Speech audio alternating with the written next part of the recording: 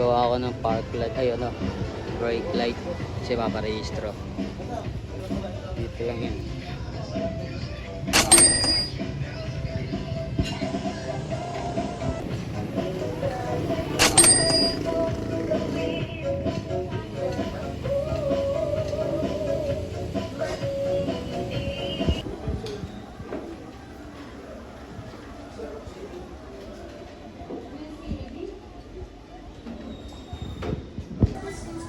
Po.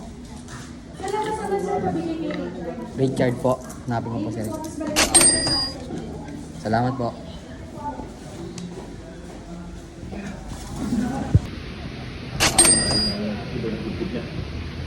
Alam niyo na, kung ako nag-naiintindihan ba? Hello po. Saan po ba yung Sir Richard po. So ayun guys, nagbayad tayo 1,200 para sa emission at saka insurance.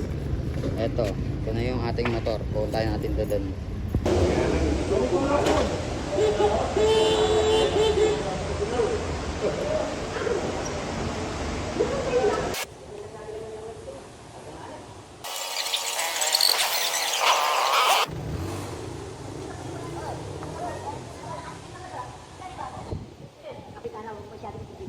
Alam mo naman kung pagkanta po eh.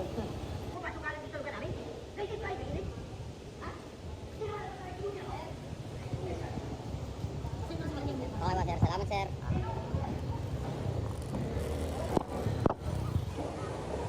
Alright, guys. Pasuyo na daw sa parking. Let's go.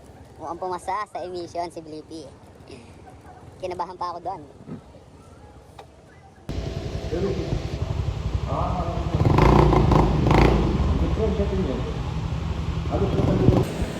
Emmanuel Kapusan. Ayun po yun? Apo. Kala ko na LTO sa LTO po. Salamat po.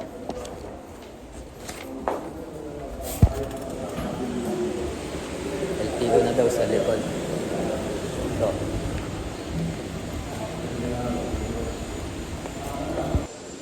Insurance, tsaka ito, ORCR. Yun lang. Safety ka na.